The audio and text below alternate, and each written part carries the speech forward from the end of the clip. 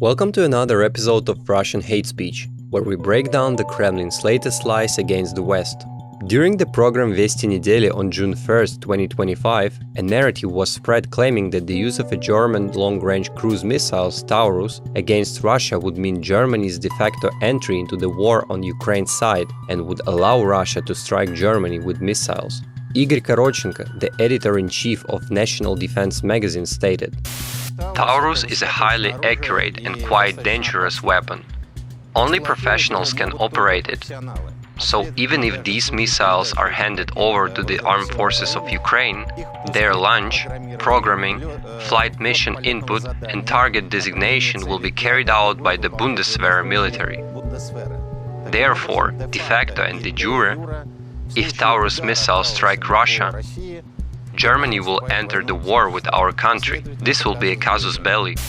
Korotchenko's rhetoric is part of Russia's strategy to provoke tension and create justifications for escalating conflict, portraying any involvement of Western powers as direct participation in the war. This is an attempt to frame any military aid to Ukraine as an act of war, allowing Russia to justify its aggression. On the same program, Dmitry Kiselyov, the general director of Russia's state-run international news agency Россия Сегодня, continued this narrative, stating, But if the Germans start shooting at us with German missiles, how is that going to please Putin? With all due respect to German culture, even if they say those are Ukrainian missiles, the Ukrainians are the ones shooting at Russia. Chancellor Merz clearly wants to provoke the Kremlin and then blame everything on the Kremlin. Don't say you weren't warned. Did you order a fight? Here it is. This rhetoric aims to escalate tensions by blaming Western powers for Russia's actions, using the narrative of provocation to further justify hostile actions. Additionally, Sergei Lavrov, the Russian foreign minister, also weighed in during the Moscow Kremlin-Putin program on June 1, 2025. The escalation of tension, support for the war, and Germany is directly getting involved in this war.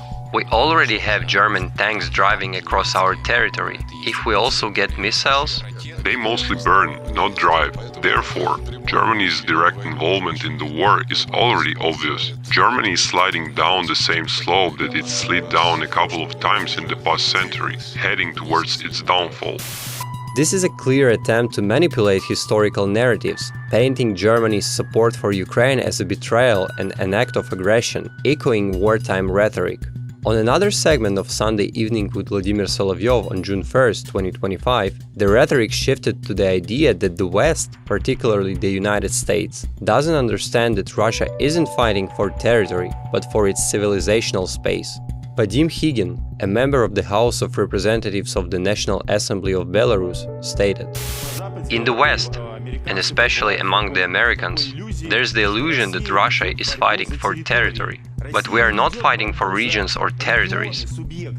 Russia is fighting for its civilizational space. It's occupied by the enemy. This narrative serves to redefine Russia's aggressive expansionist actions as part of a broader ideological and cultural war, positioning it as a struggle for survival against Western encroachment. Moving on to the subject of the United Nations and Europe, Ditri Dranitzki, a political scientist, spread another narrative during the Vesti Nedeli program on June 3, 2025, claiming that the UN and Europe are subject to Russian sanitation. The UN and Europe are two of the most beloved, most cherished concepts for the Russian intellectuals in the second half of the 21st century. They must be sanitized. By the end of this confrontation, both Europe and the UN will undergo sanitation. This will be one of the results. And who will do the sanitation? Who? Russia, of course, will do the sanitation. Europe is economically extremely vulnerable. This rhetoric attempts to undermine the legitimacy of global institutions and positions Russia as the global cleanser, undermining Western influence on the world stage.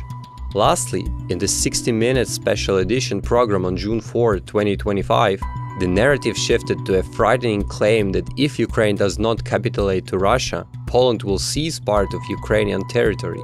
Yuri Afonin, first deputy chairman of the State Duma Security and Anti-Corruption Committee, stated, The only way to preserve Ukraine's independence is to get closer to Russia, abandon Nazism, and fulfill the obligations we are ready to offer within our memorandum. Then Ukraine will be preserved. Poland will actively participate in the division of Ukraine. We have no doubts about that. This is an attempt to fuel fear and division, suggesting that Ukraine's only option for survival is surrendering for Russian influence while casting Poland as an aggressor in the process. In another example from 60 Minutes Special Edition, on May 30, 2025, Olga Skabeyeva, a journalist from Russia's state media, called Ukraine a terrorist state. Let's fix this. Ukraine is a terrorist state, and in its current form, such a state cannot exist on this planet. It's simply dangerous. This inflammatory rhetoric is part of Russia's broader strategy to delegitimize Ukraine and justify its invasion.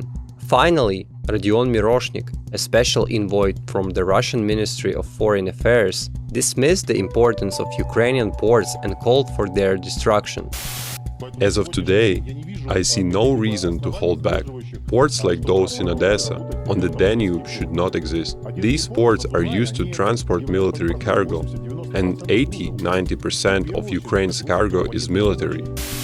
This highlights the Kremlin's focus on crippling Ukraine's economy and military infrastructure to enforce its control over the country.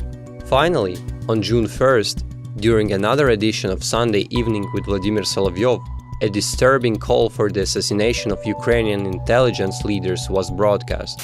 At the level of the current Kyiv regime's leadership, they say that even the signing of agreements won't stop their sabotage war against Russia and Russian citizens.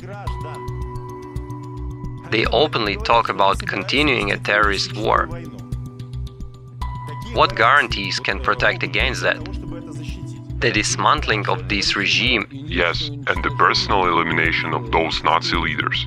For now, Budanov and Maluk proudly talk about the terrorist acts they've carried out, and nothing happens to them. So what's surprising here?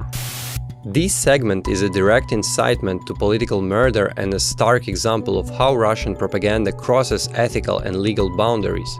Thank you for joining us today. Stay tuned for the next episode of Russian Hate Speech, where we continue to expose the Kremlin's campaign of disinformation, dehumanization, and escalation.